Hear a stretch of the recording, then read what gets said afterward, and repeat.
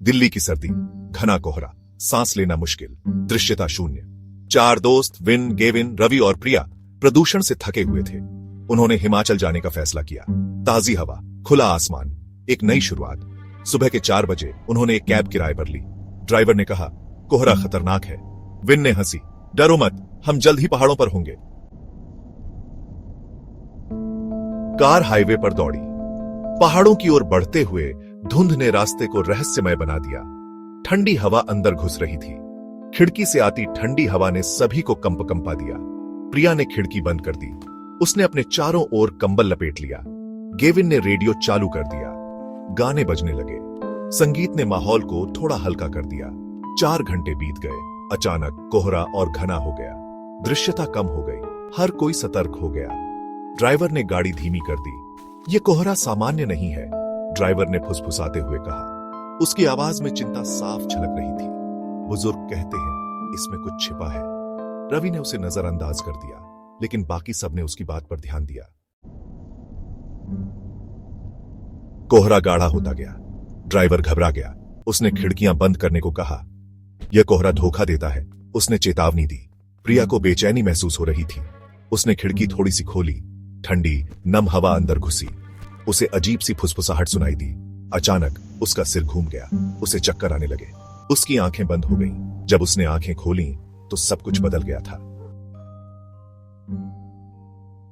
प्रिया घबरा गई। वह कार में अकेली थी। चारों ओर सन्नाटा था और केवल उसकी सांसों की आवाज सुनाई दे रही थी। दरवाजे बंद थे।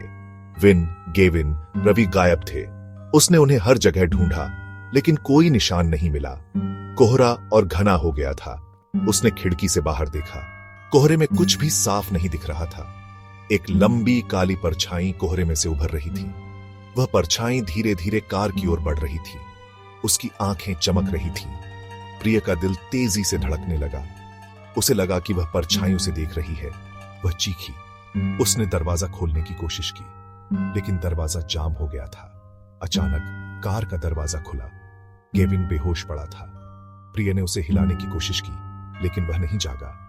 ड्राइवर चिल्लाया, तुमने खिड़की क्यों खोली? प्रिया ने जवाब देने की कोशिश की, लेकिन उसके शब्द गले में अटक गए। ड्राइवर ने तेजी से कार दौड़ाई। प्रिया ने गेविन को हिलाया। कोई प्रतिक्रिया नहीं। उसकी आंखों में चिंता साफ झलक रही थी।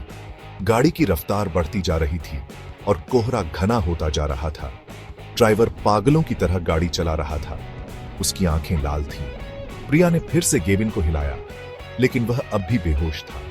अचानक कार एक जोरदार धमाके के साथ रुक गई। टकराव की आवाज ने रात की खामोशी को चीर दिया। एक लड़की सड़क पर पड़ी थी। ड्राइवर बाहर निकला। वह हिल नहीं रही थी। उसकी सांसें धीमी हो गई थी। ड्राइवर ने चारों ओर देखा। कोहरा हर चीज को ढक रहा था। ड्राइवर गेविन को कार से बाहर खींचकर सड़क पर फेंक दिया। उसकी आंखों में एक अजीब सी चमक थी। प्रिया ने डरते हुए यह सब देखा।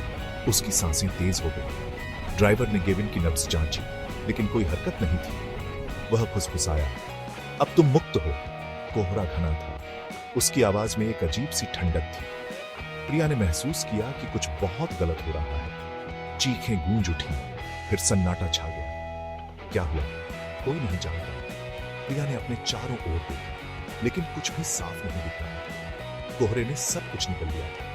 कोहरा अपनी कहानियां अपने पास रखता है। उसकी गहराई में छुपे रहस्य कभी उजागर नहीं होते। प्रिया ने महसूस किया कि वह भी अब इस रहस्य का हिस्सा बन चुकी है।